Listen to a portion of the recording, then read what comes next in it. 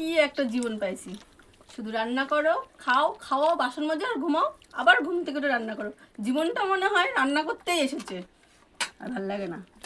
তো নমস্কার, গোপাল মন্ডল পরিবারের সকলকে স্বাগত জানাই। একটু মজা করে নিলাম আর কি। তো আজকে দেখো আমাদের কী কী রান্না হয়েছে। এই যে কচুরলতি, তারপরে ডাল করেছি দেখো, ডাটা দিয়ে, কুমড়ো দিয়ে, মিষ্টি আলু, সমস্ত কিছু। আর কি করেছি, মিষ্টি আলুটা কোথায় গেল? আমি নিয়ে নিয়েছি। ও ভাইয়ের জন্য রাখিস নি? ভাইয়ের জন্য তো দিয়েছি। তো এই দেখো আলু পটলের তরকারি করেছি। আজকে এরকমই রান্না হয়েছে। তো আমার মেয়ে রবিবার দিনকে সন্ধ্যাবেলায় আর কি একটু মোমো করেছিল, তা সেটা তোমাদের দেখাচ্ছি, রেসিপিটা দেখাচ্ছি না। তবে সেদিনকে আমি আবার আলু সিদ্ধও করেছিলাম মাখা, সেদিন শুধু মাছের ওটা দেখিয়েছিলাম।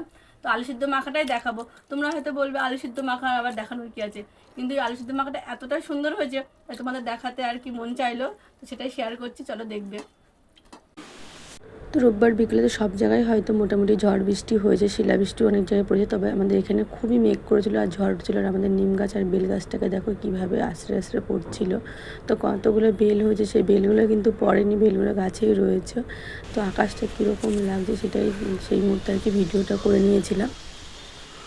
তো সেদিকে খুবই গরম লাগছিলো, যার জন্য ওরা প্লাস্টিকটা আর কি তুলে দিয়েছিল। উপরে ঠাকুরের কাজ করে বিচালে ঘরের একটা গরম আছে না, টিনের ঘর, খুবই গরম লাগে, তার জন্য প্লাস্টিক রঙ গুটিয়ে রেখেছিলো। তো ঝড় বৃষ্টির সময় ওরা নামিয়েও দিয়েছিল যাতে ভিজে না যায় ঠাকুরগুলো। তো চলো নিয়ে কীভাবে মোমোটা বানিয়েছে, দেখতে কীরকম হয়েছে সেটাই দেখবে চলো।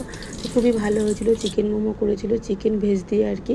তো আগের দিনে বাঁধাকপি কিছুটাও রেখে দিয়েছিল, আর গাজর টাজর ফুরিয়ে যা নিজের মতো করেই করছে, খুবই ভালো হয়েছিল।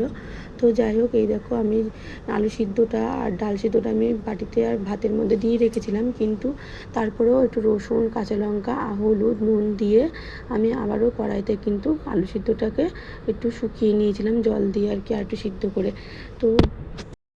তো প্রথমেই বলেছিলাম যে তোমরা হয়তো বলো আলু সিদ্ধটা আবার কি, এটাই হচ্ছে ব্যাপার, সিদ্ধটা এইভাবে মাখতে হবে। আর এই যে কাঁচা রসুনটা দিয়েছি না, এর একটা আলাদাই আর স্বাদ পাওয়া যাবে। তো যাই হোক, কড়াইতে তেল গরম করে আমি শুকনো লঙ্কা দিয়ে দিলাম। আমরা যেহেতু ঝাল কম খাই তাই দিলাম, তবে বাটাবুটি সিদ্ধ এরকম মাখাতে একটু বেশি ঝালই ভালো লাগে, তোমরা তোমাদের মতো করে দিও। তারপরে ওই তেলের মধ্যে একটু পেঁয়াজ ভেজে নিলাম, দুটো পেঁয়াজ দিয়েছি ছোটো ছোটো। আর তারপরে ভালো করে ভাজা হলে টমেটো কুচি দিয়ে দেবো। তো সিদ্ধ মাখাটা খুবই ভালো লাগে খেতে, আর এই দিয়ে এক থালা ভাত খাওয়া হয়ে যাবে যদি সঙ্গে থাকে টক ডাল, আর কোনো তরকারি লাগবে না। তো দেখো টমেটো দিয়ে ভালো করে ভাজা ভাজা হয়ে যাওয়ার পরে দেখো পেঁয়াজগুলো একটু সাইড করে নিয়ে ওই তেলের মধ্যে একটু সর্ষে ফোড়ন দিয়ে দিলাম। সর্ষে যখন পটপট করে আওয়াজ হবে তখন আর কি এইগুলোকে দিয়ে আরও ভালো করে নাড়াচাড়া করে নিতে হবে, দিয়ে বন্ধ করে দিতে হবে। আর হ্যাঁ, এটা কিন্তু সর্ষের তেলে করতে হবে, আমি বলতে ভুলে গেছিলাম। তো যাই হোক, আমার ভাজাভুজি তো হয়ে গেছে। এইবার কাঁচা লঙ্কা, শুকনো লঙ্কা, আলু, ডাল সব একসঙ্গে ভালো করে চটকে নেব, তারপরে কিন্তু ওই ভাজা মশলাটা দিয়ে দেবো। তো মাখাটা তো খুবই ভালো লাগে খেতে। তো আমার মেয়ে, আমার বর তো এই দিয়ে প্রায় খেয়ে নেয়, আমারও ভালো লাগে, তোমরাও করে খেও, আবারও বলছি। আর ভিডিওটা কেমন লাগলো অবশ্যই কিন্তু কমেন্ট করে জানিও, আর ভালো লাগলে লাইক করো, আর যারা নতুন আমার চ্যানেলটি একটু সাবস্ক্রাইব করে আমার পাশে থেকো, ভালো লাগবে। আর সঙ্গে চিকেনটা কিন্তু ছোট্ট আমার থেকে এনেছিল 2 পিস। তো আজকের মতো ভিডিওটা এই পর্যন্ত, টাটা।